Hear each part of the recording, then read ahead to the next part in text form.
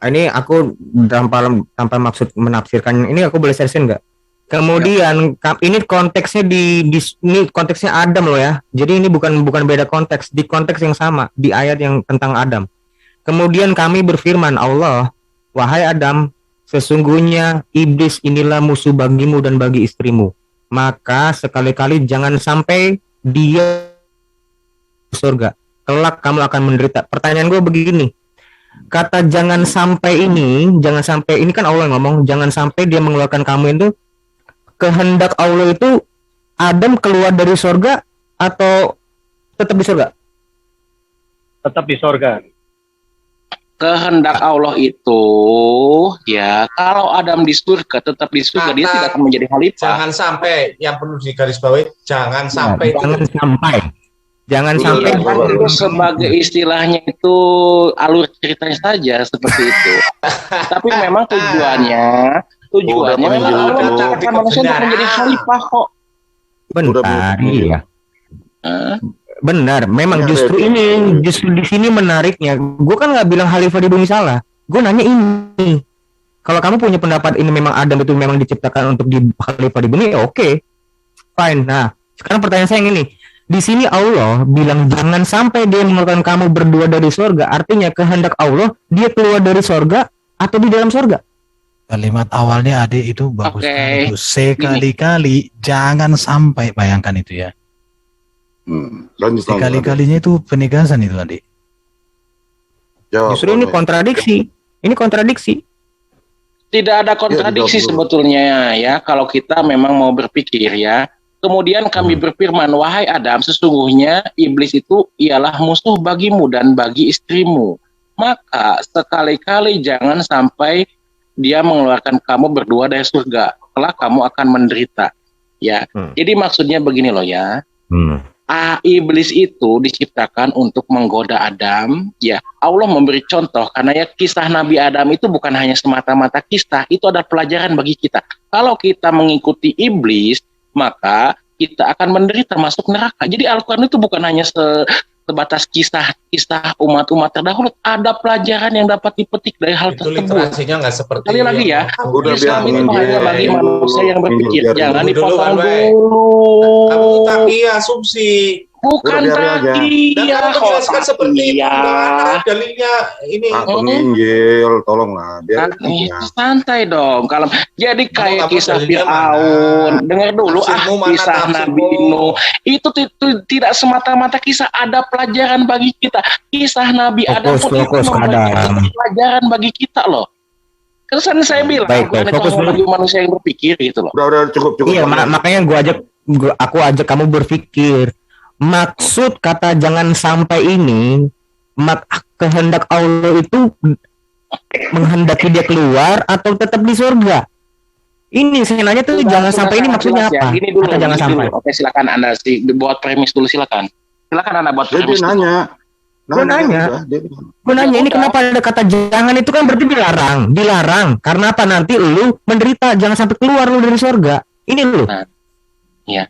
Oke, sudah ya. Ketika itu saya menjelaskan, Anda diam ya. Jangan ada yang menyela. Bro Ade, aku baca tafsir Kemenak, nggak ada loh seperti yang disampaikan siapa ini, si One Way ini. Jadi Kemenak aja udah kau tentang, bagaimana lagi kami percaya? Lah, kata siapa Bro RBN? Makanya saya ini bilang aku udah baca gini, tafsir Kemenak begini bunyinya.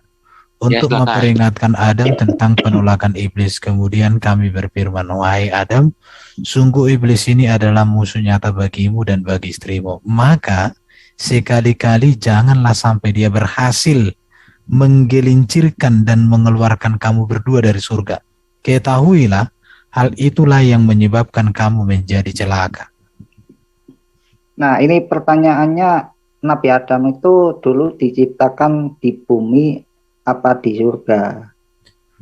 Ya, kalau di Islam di surga, kalau di Kristen di bumi. Lalu makan buah lalu diturunkan sama Allah ke bumi jadi khalifah gitu toh.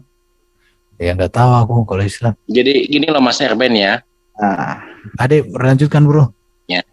Iya, gini loh Pak. Dipotong ya. Kalau dipotong saya masalah ini loh. Boleh. Silakan. Oke. Dia dulu kasih. Ya, saya minta berapa menit? 3 menit. Jadi begini, manusia memang diciptakan, sebelum Adam diciptakan kan dalam surat Al-Baqarah ayat ke-30 jelas, tujuan Allah menciptakan manusia itu sebagai khalifah. Ya. Lalu kenapa manusia dijadikan khalifah? Karena manusia itu mempunyai sifat pembelajar. Ketika Allah menyebutkan, mengajari Adam nama-nama benda dalam surat Al-Baqarah 31, Adam langsung nangkap, mudah banget bagi Adam mempelajari itu. Itulah sesuatu yang tidak diketahui oleh malaikat. Ya makanya Allah bilang, aku lebih mengetahui daripada engkau para malaikat. Gitu. Allah tuh maha mengetahui segala sesuatu. Ya di dalam Islam tidak ada Tuhan yang menyesal menciptakan manusia, tidak ada. Karena manusia diciptakan untuk menjadi khalifah pemimpin di bumi. Lalu kenapa dalam ayat ini ya kan Allah memperingatkan supaya Adam Adam jangan mengikuti setan. Kan ini ayat ini pembelajaran bagi kita ketika nanti di dunia, di akhirat saja Adam jatuh ke dunia, memang disiapkan untuk menjadi khalifah, tetapi ada message di sana, jangan mengikuti apa yang setan ajarkan atau yang setan bisikkan, karena akan membawa kita kepada penderitaan, yaitu neraka jahanam, kan begitu. Jadi ya kalau di dalam Islam fitrah manusia itu sesuai dengan surat Ar-Rum ayat ke-30, fitrah manusia itu sesuai dengan fitrah Allah. Fitrah Allah bagaimana suci. Di dalam keimanan saudaraku ini kan manusia menanggung dosa Adam di dalam manusia. Yang kau jelaskan? Tolong 5 menit Bro Erben. Baru 1 menit saya menjelaskan. Enggak. Moderator, diarahkan dong dia, entah apapun yang dijelaskan enggak. Ini nanti saja kalau Tuhan menyesal ada ayatnya. Saya tidak ini Tuhan menyesal menciptakan manusia. Kejadian 6 pasal 7. Kau kenapa lari ke Alkitab? Yang ditanya di sini. Bukan, kalimatnya Bro Adi, coba tunjukkan Bro Adi. Saya hanya membandingkan. Bro Adi, bisa nggak kau tunjukkan ayat yang Islam tadi? itu maha tahu. Dia tidak pernah menyesal menjadikan manusia. Dia malah menjadikan manusia itu sebagai khalifah di bumi. Ayat yang tadi itu yang ditanya. Maka sekali-kali janganlah sampai ia mengeluarkan kamu berdua dari surga. Mengapa di sini sekali-kali janganlah sampai ia mengeluarkan kamu berdua dari surga? Menyebabkan kamu menjadi celaka. Ya, itu mengandung pelajaran, ayat itu mengandung pelajaran. Gini loh. Pada posisi itu Nabi Adam. Saya kan lebih kepada esensi message dari ayat itu. Apa esensi message dari ayat itu? Esensinya, apakah engkau Allah atau kau one way? Menyuruh untuk tidak mengikuti siapa yang berhak menjelaskan ayat-ayat Allah ini? Aku heran dilihat kau. Bukan heran, aku yang heran. Aku minta 3 menit loh. Enggak, soalnya kau lari kemana-mana kau. Keluk kau. Sabar. Bukan. Ayatnya gimana? Coba diulangi. Coba tunjukkan dulu ayatnya itu. Ulangi coba. Aku heran lihat one way ini. Ini ayatnya kok menyesal terus, ini muncul ayatnya. Coba dulu itu. Coba tak baca, aku yang baca. Aku share datanya. Aku kalau one way ngomong jelaskan apa nggak ngerti aku. Iya makanya otak Mas Erben harus di-upgrade baru ngerti. Otakmu nggak ada, kurang ajar kau. Udah. Jangan ngujat gitu one way. Enggak, diskusi itu gak usah sambil emosi loh, santai aja. Kan kau terlalu apa? Terlalu enggak ini. Enggak, ketika saya bilang Tuhan menyesal menciptakan manusia, ada ayatnya. Jangan lari kemana-mana kau. Enggak, itu ada selesai. Dia belum kelar. Oke, ini. Wahai Adam, sesungguhnya iblis inilah musuhmu, musuh bagimu dan bagi istrimu. Maka sekali-kali janganlah sampai dia mengeluarkan kamu berdua dari surga. Itu kamu akan menderita. Pertanyaannya Aderion tadi apa? Pertanyaannya, apakah kehendak Allah Adam tinggal di surga selama-lamanya, atau kehendak Allah Adam keluar dari surga? Itu posisi Nabi Adam itu ada di dunia apa di surga itu? Jangan dulu ke situ Bro Ali. Yang kita tanya, siapa yang mau melanjutkan ini? Ini dulu. Jangan dulu lari kemana-mana, Wan. Ade, lanjut. Aku mau menjelaskan, tapi aku gak mau dipotong gitu loh. Kayak barusan dipotong. Bukan, kalau kau tidak menjelaskan ayat, tidak ada dalil, tapi hawanya ngoceh. Yang kita butuhkan kan bukan ngocehan bibirmu yang tak berdasar, Bro. Loh, saya kan Ini menggunakan dulu dalil ini, saya. kau paham nggak kalimat ini? Maka sekali-kali jangan sampai dia mengeluarkan kamu berdua dari surga. Mengapa dikatakan jangan sampai kalian dikeluarkan? Artinya Oke, kehendak Allah gini aja mereka Mas ada di Ben. surga itu. Kita dari dua sudut pandang ya. Kita harus menghargai sudut Jangan, pandang Mas Ali juga. udah. Oke, sudut pandang saya dulu, oke? Diam tapi ya. Sebentar, aku tanya dulu teman-teman yang lain itu pemahaman kalian apa tentang ini? Kehendak Allah dia keluar dari surga atau tetap di surga? Menurut Ali gimana ini Ali? Apakah silakan. Tuhan Jadi ada menghendaki perbandingan Ali itu gitu, tetap di silakan. surga atau keluar dari surga? Ya, Ali. Coba gimana itu Ali? Benar. Mas. Nah, Ini yang Benar. udah saya- Ya. tetap di surga lah ayat ini. Ya, itu posisi Nabi Adam di surga. Di surga. Makanya dikatakan jangan sekali-kali Ya, dia mengeluarkan kamu berdua dari surga. Di surga kan tempatnya. Jadi dibilang sama Allah Kalau itu begitu ada- berarti kalau memang Allah menghendaki manusia Adam untuk tetap di surga, batal dong surat Al-Baqarah 30. Ya makanya itulah urusanmu. Mau kan, makanya menjelaskan itu harus dengan hikmat menjelaskan Al-Quran ini gitu loh. Dengan hikmah dan kebijaksanaan. Kan Al-Quran itu lautan hikmah. Udah. Nah itu saya menghormati itu sudut pandang Pak Ali, tapi kita gak boleh alergi dengan perbedaan karena Al-Quran kan ilmu semua ya. Jadi Allah itu mengimani apa yang dinilai Allah itu apa yang kita imani itu yang dinilai Allah, tidak usah kaku dengan perbedaan gitu. Ngapain kaku? Perbedaan itu indah kok. Ketika kita berbeda pemahaman indah banget, itulah kekayaan gitu loh. Iya. Oke. Ini lanjut nih pertanyaan berikutnya, ada yang present. Aku mau tanya ini One Week. Ini surah 5 ayat 117. Aku mau tanya sama kau. Ya. Recording in progress. Aku mau tanya sama kamu ini. Aku mau tanya ini penting. Di sini dikatakan aku tidak pernah mengatakan kepada mereka kecuali suatu yang kau perintahkan kepadaku, yaitu sembahlah Allah Tuhanku dan Tuhanmu. Aku menjadi saksi terhadap mereka. Bang Ali, mute dulu, Bang. Selama aku berada di tengah-tengah mereka. Setelah engkau mewafatkan aku, engkaulah yang mengawasi mereka. Engkau maha menyaksikan atas segala sesuatu. Yang saya tanya, perhatikan yang saya tanya. Siapa kata mereka di dalam ayat ini? Mereka itu adalah umatnya Nabi Isa alaihissalam. Oke. Berdasarkan umatnya Isa salam ini siapa pada saat itu? Ya umat yang hidup kepada umat yang hidup di zaman Nabi Isa itu ya Bani Israil. Oke, itu yang saya butuhkan. Catat ya, umat yang hidup pada zaman Nabi Isa. Oke, pertanyaannya gini. Aku menjadi saksi terhadap mereka, umatku yang hidup zamanku. Selama aku berada di tengah-tengah mereka umatnya. Setelah engkau wafatkan aku, engkaulah yang mengawasi mereka. Berarti Isa wafat dong? Oke, ya Bro Erben. Enggak, langsung. Di sini Apakah artinya mengangkat ke langit, ketik ya kan? Itu diangkat ke langit tidak disalib. Sebentar. Mewafatkan di sini Oke. hati-hati juga.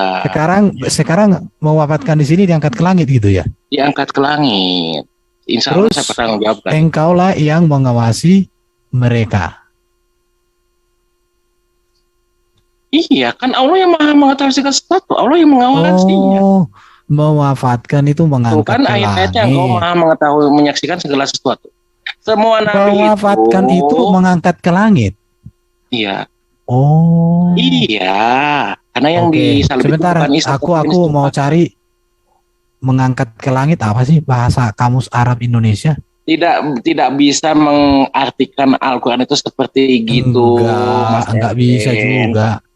Ya, Kamus ketika Indonesia Isa Arab. diangkat ke langit ya diwafatkan, berarti istilahnya kayak dipingsan begitu, tidak dalam posisi hidup, nanti diturunkan lagi. Oke. Tetap yang disalib itu bukan Nabi Isa begitu loh, Mas mengangkat Erben, ke yang langit. baik hati.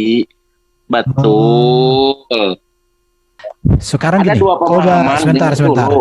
Aku minta Sekarang. sama kau, coba tunjukkan dulu kamus Arab mewafatkan. Di sini kata mewafatkan itu apa di sini? Pakai itu aja, Erben, Qurano.com coba. Jadi interlinear. Oh ya, sebentar. Aku cari ya Quran.com. Jadi supaya kita tahu kata-katanya 117 tadi tuh. Nah, itu perkata kan tuh. Tidak aku mengatakan kepada mereka kecuali kepada engkau dengar, hendaknya sembahlah Allah Tuhanku menjadi saksi apa yang Nah, itu selama tawafayat. ini ya. Tawaf. Engkau mewafatkan aku. Tawafani. Tawafan. Oke, kita ambil ini ya. Salin ke Kamus Arab Indonesia. Kamu mati malah. Ya tidak, Al-Quran itu tidak seperti itu, RPN. Ini kan kalimat Ya, Allah, bro. Masa kalimat Allah? Bukan kamu mati, mewafatkan. Tidak bisa seperti Bentar. itu. Apakah kalimat Allah ini sudah harus direvisi oleh manusia yang bernama One Way? Bukan, itu terjemahan di Google Atau Translate. Allah di sini? Google Translate. Ataukah Enggak, Allahnya masa One masih Way main ini Google bicara Translate. ambigu? Coba Jadi yang dua begini itu, loh, Mas Erben, apakah Allah yang salah atau One Way yang salah? Mas Erben yang salah gitu. Masa hari gini masih menggunakan Google Translate?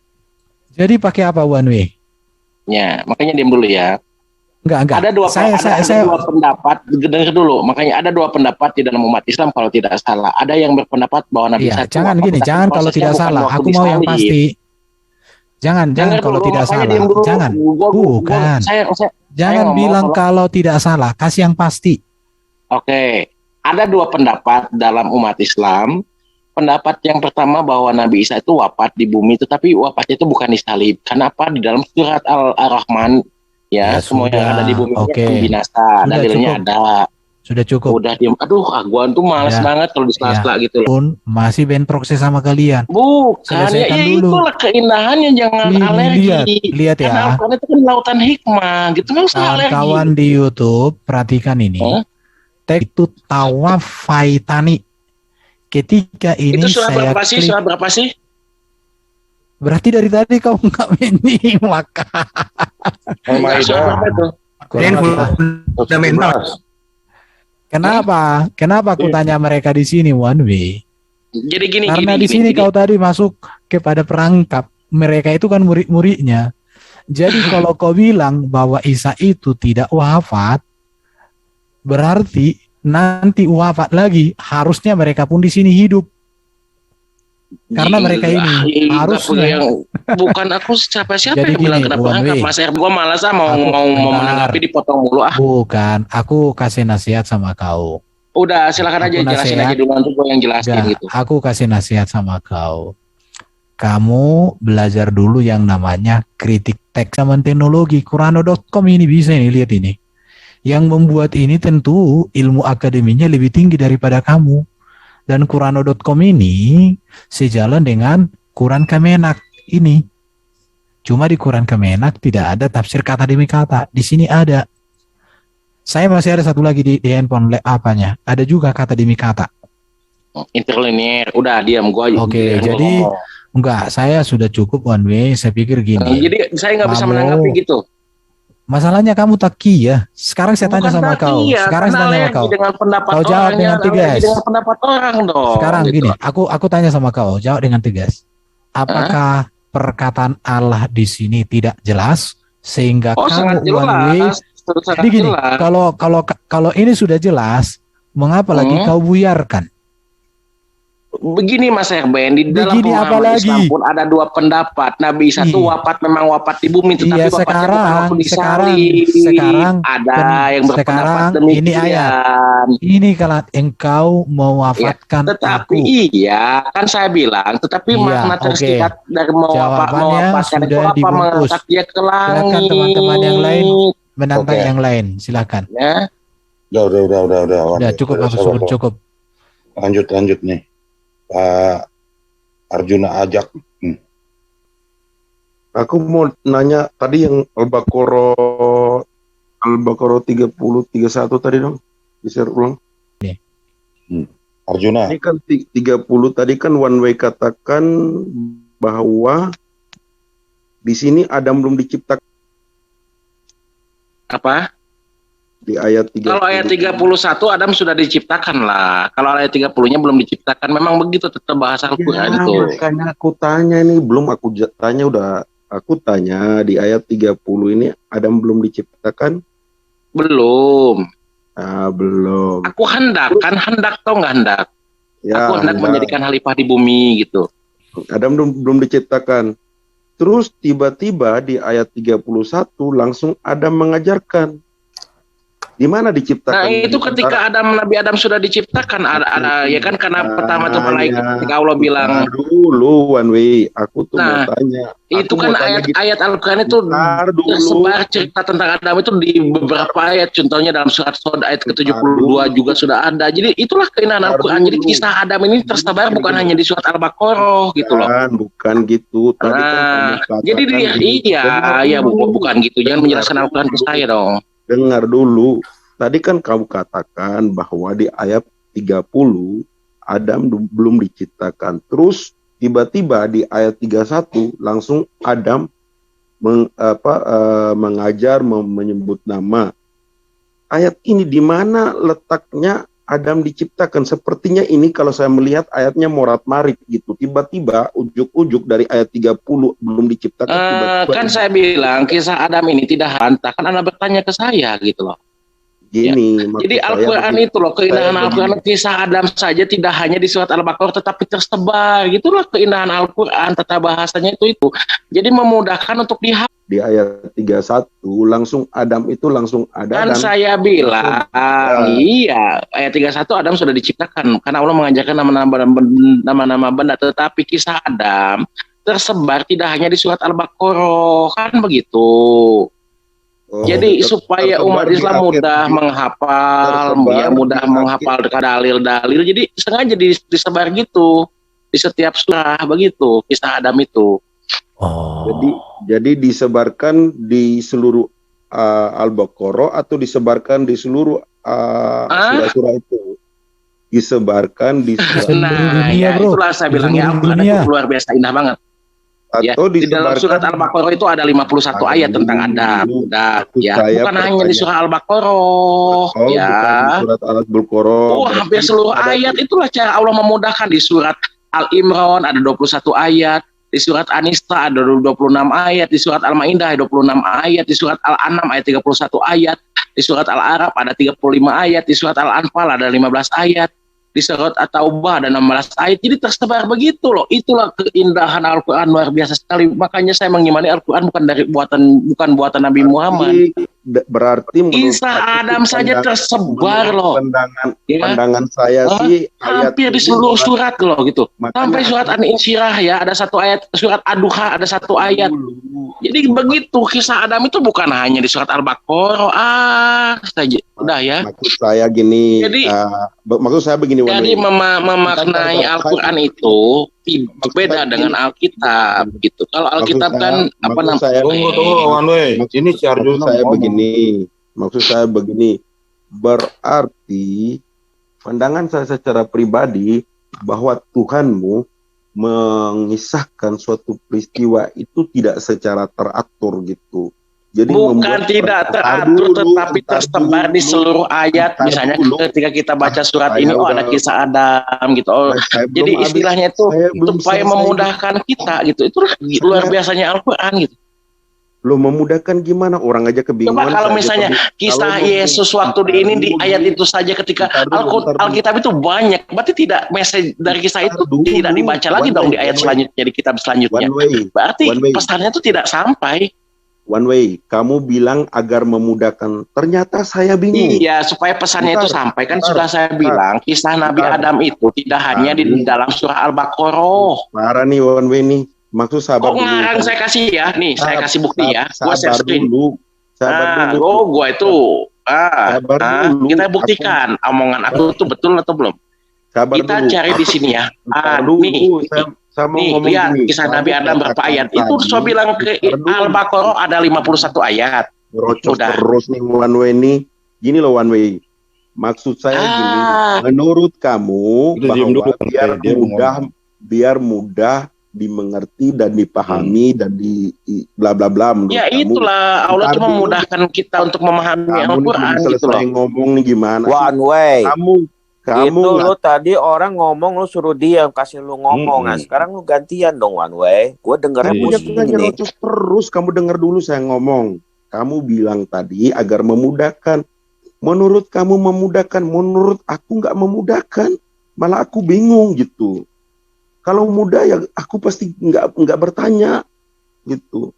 Kalau mudah aku nggak bertanya. Jangan nangis. Justru ntar dulu. Justru aku bingung karena tidak secara terurut, tertata dengan baik. Makanya aku katakan secara pandangan pribadiku morat marit gitu.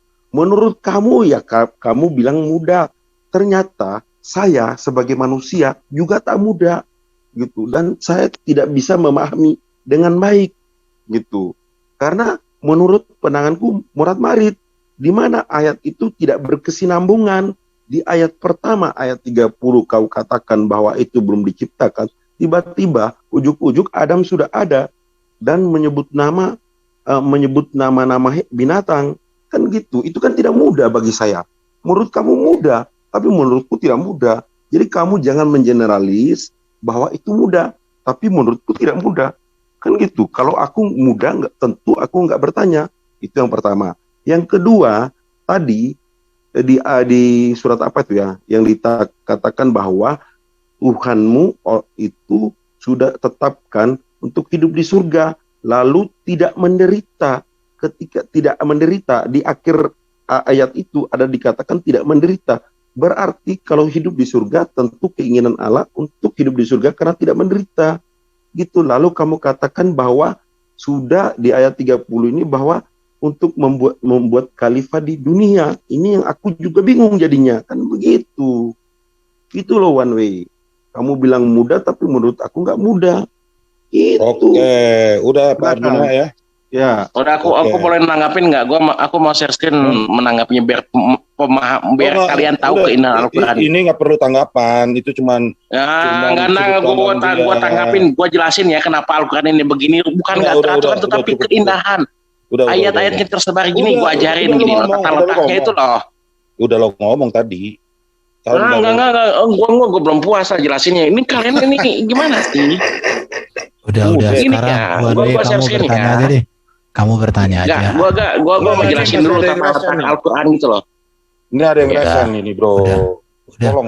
Bentar, gue share screen dulu nih. Udah kamu bertanya aja, bertanya aja. Kata gunung, gue kasih contoh misalnya kata gunung, ya kan? Ya. Lo jawab. Tersebar di beberapa ayat ya. Kita kasih contoh surat Al-Baqarah 63. Itu dengar dulu dong, biar tahu kalian keindahan Al-Quran loh. Diam dulu dong. Tadi lu udah terangkan. Dengar dulu gue jelasin 2 menit. Bentar. Mana lebih indah ketika menceritakan penciptaan itu runut dari A sampai akhir daripada diceritakan satu ayat di timur, satu ayat di barat, satu ayat di utara, satu ayat di selatan, satu ayat di atas, satu ayat di bawah. Mana lebih runut daripada langsung 1, 2, 3, 4, 5, 6, 7, 8, 9, 10 semuanya dirunutkan? Mana lebih enak? Yang lebih enak yang lebih tersebar. One Way. Karena ketika kita baca surah ini ada kisah Adam lagi. Ketika gini gue jelasin ya Erben ya. Makanya diam dulu. Sekarang aku kasih tahu sama kau ya. Bukan tidak runut, tetapi itulah keindahan tersebar secara sistematis. Karena yang menempatkan ayat-ayat itu Nabi Muhammad atas Allah. One Way. Aku mau tanya sama kau. Makanya gue mau jelasin aja nih. Gue kasih gunung, misalnya Gunung Sinai. Iya, udah diterangkan. One Way, aku mau tanya sama kau satu aja. Pernah nulis skripsi enggak? Pernah nulis skripsi enggak? Gua lulusan SD, udah diam. Gua mau jelasin. Jadi gini, kalau orang nulis skripsi itu ada namanya pendahuluan. Sama yang lain aja sama Pak Ali aja diskusinya, gua nggak bisa jelasin di sini. Bab 2 itu apa? Bab 3 apa? Bab 4 apa? Bab 5 kesimpulan, runut. Kalau tiba-tiba dibuat di depan kesimpulan, ya udah pesong lah. Nah gini ya, kita kasih contoh ya Bro Erben ya, Gunung Sinai misalnya kan. Di dalam surat Al-Baqarah ada ayat 63, dan ingatlah ketika kami mengambil janji kamu dan kami angkat Gunung Sinai di atasmu. Seraya berfirman, Pegang teguhlah apa yang telah kami berikan kepadamu dan ingatlah apa yang Gunung telah Sinai di dalamnya diangkat dan kamu di atasmu. Di kapan itu Gunung Sinai diangkat? dengar dulu, lalu kita ada Enggak, ayat jawab ini dulu. lebih detail lagi, diterangkannya lagi di dalam surat Al-Baqarah ayat ke-93, lebih detail lagi ya. Dan ingatlah ketika Bukan. kami mengambil janji dan kami angkat Gunung Sinai di kapan atas diangkat? Musa.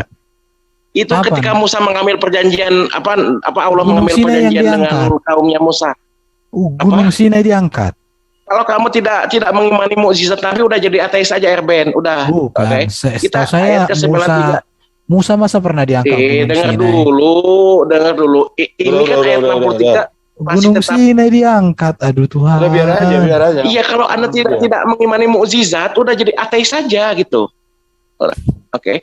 Dan ingatlah ketika kami mengambil janji kamu dan kami angkat Gunung Sinai di atasmu, saya berfirman, lihat ya, ini lebih menjelaskan lagi secara spesifik. Pegang teguhlah apa yang kami berikan kepadamu dan dengarkanlah. Mereka menjawab, kami mendengarkan tetapi kami tidak mentaati. Dan disimpanlah ke dalam hati mereka itu kecintaan menyembah patung Baal kalau dalam Alkitab, anak sapi, karena kekafiran mereka. Katakanlah, sungguh sangat buruk apa yang diberitakan oleh kepercayaanmu kepadamu jika orang-orang yang beriman. Dijelaskan lagi dalam surat An-Nisa. Ya makanya luar biasa banget Al-Qur'an itu, indah banget. Jadi udah dapat poinnya. Udah. Jadi tersebar gitu di seluruh ayat kisah Saya Nabi Musa baru tersebar. saya Jadi dapat ketika kisah baca yang surat luar biasa Al-Baqarah ada malam ini kisah dari Musa, ada kitab pelajarannya. ini. Ketika baca surat Rupanya An-Nisa ada Gunung lagi Sinai kisah diangkat. ini.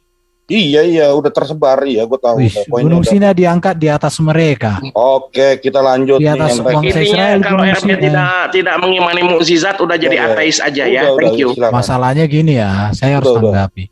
Karena Israel, bangsa Israel dan pelaku sejarah sejak nenek moyang mereka sampai sekarang, mereka lo pelaku sejarah itu nggak pernah di dalam kitab mereka atau di kitab manapun mereka mengatakan bahwa Gunung Sinai diangkat di atas mereka, nggak pernah. Yang ada di atas mereka itu tiang awan dan tiang apinya, bukan Gunung Sinai yang diangkat. Capek kali ngangkat Gunung Sinai. Oke, kita lanjut. 40 tahun Gunung Sinai keliling-keliling.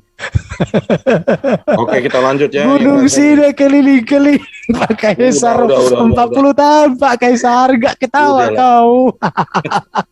Opung ketawa dulu. Ya, kita lanjutkan ya. Mana brother One Way mana? One Way, lu kenapa mute? Nanti lu di mute lagi, lu bilang. Ya, kita pertama nih, mana nih? Loh, Nisa Adasa, silakan. Unmute. Tuh, saya udah unmute. Iya. Ya, sebenarnya saya tadi itu udah disampaikan oleh sedikit udah disampaikan oleh Pak Erben. Buku-buku terbaik yang pernah ada di dunia ini itu selalu runtut. Nggak ada buku yang baik itu, yang bestseller itu acak-acakan. Lompat sana, lompat sini, lompat sana, tidak ada. Belum pernah ada. Biar kata kamu pergi misalnya sekarang ke Gramedia, bahkan buku sekolah juga demikian, pelajaran anak sekolah. Kalau itu disusun berdasarkan tema, misalnya temanya mau hewan vertebrata, maka seluruhnya hewan vertebrata itu dijelaskan lengkap di situ. Ada kalau istilahnya BUKAD, kompetensi dasar. Iya, kompetensi dasar itu dijelaskan secara tuntas. Ketuntasan itu sangat penting karena itu berpengaruh kepada pola pikir orang-orang yang membaca. Ya, sekalipun orang yang otaknya random, tapi dia waktu membaca itu akan lebih mudah mengerti kalau dia membacanya itu yang lengkap, yang utuh, bukan yang lompat-lompat. Nah, biasanya ya kalau ada cerita lompat-lompat, maka nanti ini tidak terjadi dalam dalam buku-buku ya. Misalnya kalau ada cerita yang lompat-lompat itu biasanya dikumpulin dulu, misalnya dari artikel nih ya. Kalau dari artikel, bukan buku ya. Kalau buku tidak ada yang modelnya lompat-lompat itu. Kalau ada buku lompat-lompat itu udah masuk tempat sampah. Editor akan membuangnya sebelum dicetak. Itu. Jadi kalau ada lompat-lompat berita, itu orang akan mengumpulkan. Teman-teman juga waktu searching satu tema, itu dikumpulkan dulu semua jadi satu. Nggak dibiarkan, oh nanti cari lagi, oh nanti cari. Itu setelah dicari, dikumpulkan, barulah dia bisa memahami dengan baik. Barulah dia nanti memiliki kesimpulan. Itu yang disebut baik. Itu yang bagus untuk kerja otak. Pola berpikir ya, One Way. Jadi kalau Bapak bilang indahnya, itulah indahnya. Yang acak-acakan itu, yang lompat-lompat itu sebenarnya jangan menyimpulkan, bertanya saja. Biasakan dong cerdas Jangan takut dinilai, Pak. Ini kan udah kebiasaan lancip banget bibirnya itu, jangan menyimpulkan. Biasa aja, nanti saya jelaskan. Udah saya jelaskan itu. Ini kan Bapak menjelaskan tadi soal yang lompat-lompat yang indah. Udah ya, biasa saja bertanyanya, jangan menyimpulkan tendensius gitu bertanyanya. Buang ke tong sampah gitu. Kristiani banget kata-katamu itu. Itu betul. Kalau seorang editor, kalau ada yang seperti itu lompat-lompat, itu pasti Pak nggak dicetak itu buku. Itu nggak dicetak. Oke, udah saya udah dapat poinnya, saya jawab ya. Nah, tunggu. Al-Quran itu bukan buku novel. Misalnya menceritakan kisah seseorang yang tragis meninggal gitu secara tragis, bukan seperti itu. Dari tadi ya, Al-Quran bukan novel yang menceritakan pemeran utama yang kisah hidupnya tragis, tidak seperti itu. Itu novel gitu. Bapak dengerin dulu, One Way, dengerin dulu. Al-Quran bukan buku novel. One Way. Tadi saya bilang itu buku anak sekolah. Itu bukan novel. Saya kasih contoh ya, tadi buku anak sekolah. Nah, kalau yang lengkap-lengkap itu artikel, orangnya nggak sama Pak yang nulis. Tapi untuk kita mengerti, diserap otak kita dengan baik, untuk kita mendapat kesimpulan nantinya, itu harus kita kumpulkan dulu semua.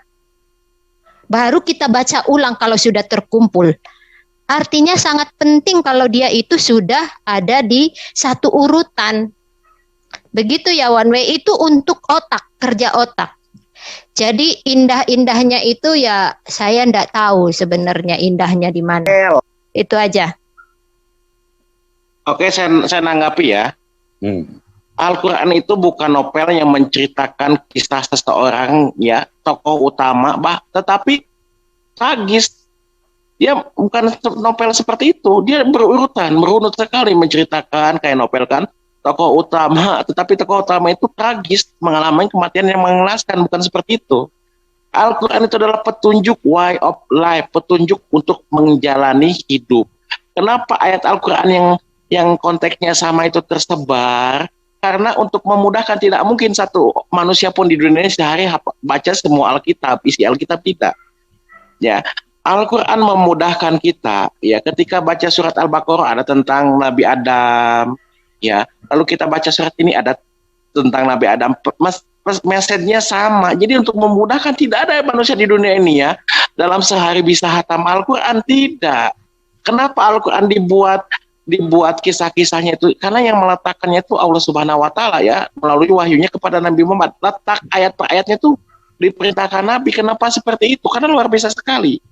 Ya, misalnya kan saya bilang kisah Nabi Adam beraturan, dia di surat ini ada, di surat ini ada, di surat ini ada. Jadi ketika kita baca surat ini, oh ada kisah Nabi Adam ini masih ada, oh begini kan jalan ceritanya.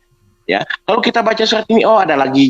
Jadi kita paham. Jadi umat Islam memudahkan, oh cerita Nabi Adam itu begini. Karena apa?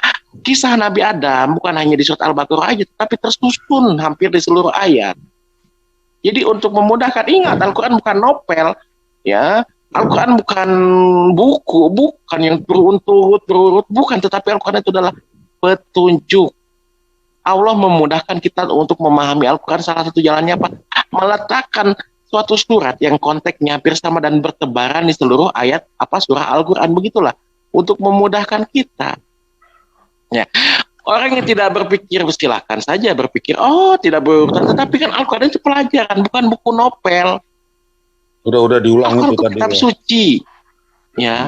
Kalau Al-Quran Oke. ditulis tangan manusia, ya ceritanya berurutan Ya. begini kan Oke. tidak. Ditanggapi. Tata letak Oke. per ayat per Oke. Oke, Oke, lah. Pak. Ditanggapi. Katam artinya apa sih? Hap dibaca selesai atau dipahami selesai? Pak Wanwe. Manwe mana? Di mute. Ya, di mute sama dia. Pak Wanwe, katam artinya apa sih? Khatam itu ya dibaca selesai. Ada nggak orang yang baca sehari satu Saya Alkitab tanya, selesai saya gitu? tanya. Katam itu dibaca selesai atau dipahami selesai? Jadi analoginya begini ya, saya buat analogi ya. Enggak usah. Biar saya Ya, bisa bertanya saya buat lagi. analogi. Saya mau tanya. Ketika Anda baca kisah Beresit, kitab Kejadian, ya kan? Beda, Pak. Beda. Makanya kalau gua kasih analogi pasti kejang-kejang. Ya, Alkitab itu kan banyak dari kitab Kejadian sampai Wahyu terakhir. Oke, dengar dulu. Ketika pesan di dalam kitab Kejadian, ketika kita tidak membaca kitab Kejadian, dapat ke pesannya? Sementara pesan yang ada di dalam kitab Kejadian hanya ada di kitab Kejadian. Lu jawab pertanyaan Miss Adasa aja. Kita belum. Saya tebel, nanya gitu loh. Wanwe, saya nanya katam itu membaca selesai atau memahami sampai selesai? Atau nggak ada Membaca sampai pilihan? selesai. Nah, tuh, udah dijawab. Membaca, tetapi paham nggak? Ya, khatam itu ya membaca dan memahami sampai selesai. Saya tanya jujur, memahami sampai selesai atau enggak? Ih, udah di gue jawab. Udah dong, jangan kayak helikopter muter-muter kayak helikopter kayak Saya baling-baling. gini Pak, saya bertanya 2 kali itu untuk memastikan Bapak mengatakannya yakin Bapak jawaban Bapak itu jujur. Khatam itu membaca sampai selesai udah. Membaca, tetapi belum tentu paham kan? Belum, Ya kalau tidak dibaca memahami. terus-terusan ya paham lah. Kalau diulang-ulang baca paham. Pak Makanya jujur gini lah, loh. Pak. Kenapa sih kalian ini nggak mudeng apa yang saya sampaikan gitu? Pak, Kalau jujur kalian lah. di kisah aduh, gua bersih nih. Tar dulu sama yang lain dulu deh. Paham minum obat dulu. atau ya Bapak diingatkan itu supaya jujur Pak. Bentar. One way bersin ada kucing nggak? Jadi kucing ya. Ada kucing nggak tadi one way? Jadi Enggak, gini. gua tuh bingung loh mau menjelaskan tata letak aja nggak boleh jadi gitu. gini, Gua tadi tentang misalnya tentang ayat tentang Pak Gunung Wanwe, Sinai, kok bisa Wanwe. diletakkan di surah ini? Lalu bisa Pak diletakkan di Wanwe, surah ini. Saya hari Ayat per ayat ini itu berurutan saling menjelaskan Tunggu. gitu kan nggak bisa saya menjelaskan, nggak boleh. Kenapa? Tunggu, Pak Wanwe, tunggu. Itu tadi itu di sini juga kita punya temen yang bertanya, seorang Muslim juga kan. Dia bertanya itu udah itu peristiwanya di surga apa enggak? Gitu kan. Itu Jadi Adam sebenarnya diciptakan itu di Meksiko gitu.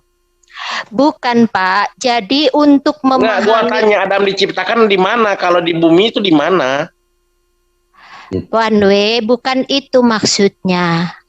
Bukan yang ditanya dia itu bukan jawaban tempat lah itunya, tempat hidupnya di mana diciptakan di situ di mananya, tetapi masalahnya di sini adalah orang bingung Adam itu diciptainnya di mana. Enggak ada yang bingung, kok umat Islam enggak ada yang bingung, ada saja yang bingung, pura-pura bingung. Enggak ada yang bingung orang Islam itu. Dari tadi berarti kamu nggak dengerin di sini orang-orang di sini, Pak. Orang di sini ada yang nanya tadi. Sudah jelas kok penciptaan Ada yang Adam nanya bagaimana. tadi Muslim. Ya berurut gini. Udah enggak ada yang bingung kok. Yang bingung ada saja yang bingung. Enggak, saya mengamati. Enggak, bagusan Dasa minum Tunggu. Paramek dulu biar gak sakit kepala gitu. Enggak, kayaknya kamu yang emosi. Jadi Ada emosi. Siapa yang emosi? kamu nadanya udah naik dari do rendah menjadi do tinggi. Kata Jadi siapa? gini. Enggak, Kan bagusan saya Dasa aja yang minum Paramek gitu.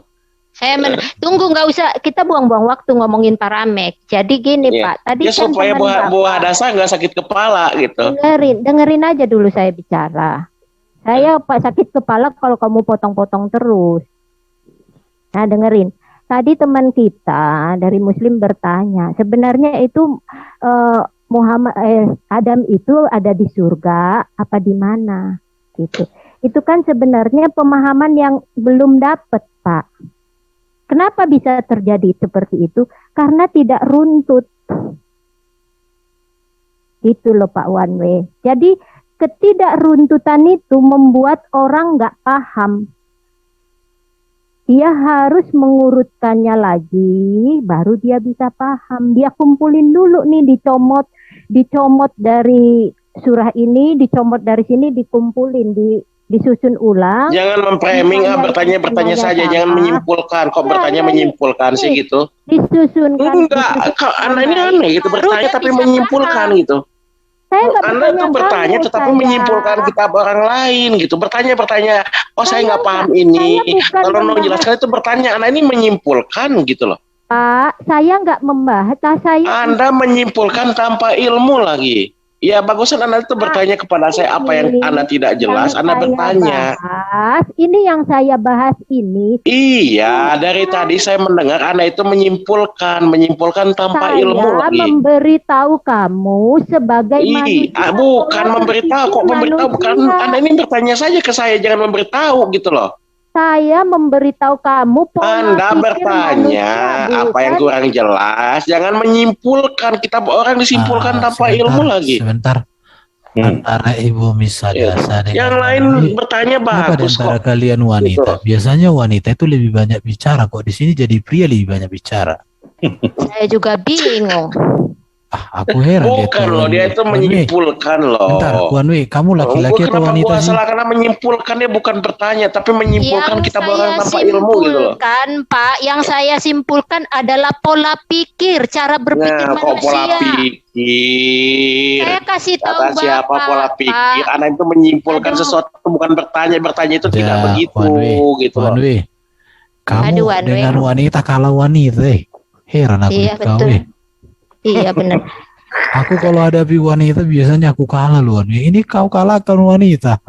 Hebat kawan weh. Bukan, dia bertanya gini, tapi menyimpulkan kan gimana gitu loh. Wan weh, dari sekian lama kau diskusi dengan tim Kristen, kayaknya kehebatanmu hanya satu. Cepat mau bicara, ngelocosmu itu mengalahkan wanita. Terima kasih. Oke, gini. Misadasa bikin closing statement aja lah. Ya, jadi gini, ini closing statement ya, closing statement. Jadi gini, teman-teman, kalau kita mau memahami sesuatu, itu kita harus menyusunnya rapi dulu. Kalau dalam dunia pendidikan itu ada namanya istilah explore. Jadi explore itu mengumpulkan segala data yang berkaitan dengan satu tema. Dikumpulkan semuanya. Dengan data terkumpul, barulah orang bisa memahami tema itu. Dan dari tema itu dia nanti bisa mengambil kesimpulan atau melakukan sesuatu, merencanakan sebuah proyek atau yang lain-lain. Tetapi harus terkumpul dulu. Itulah pola pikir manusia yang normal. Ya. Itu manusia yang normal untuk memahami sesuatu. Dan saya percaya kita-kita yang di sini melakukan hal seperti itu. Ketika kita dapat informasi, kita pasti mengumpulkan dari mana-mana supaya kita ngecek, supaya kita paham seluruhnya. Gitu. Itu yang saya tahu. Itulah kenapa buku-buku dibuat itu tersusun rapi, nggak lompat-lompat. Karena itu ada hubungannya dengan cara berpikir manusia. Demikian, terima kasih.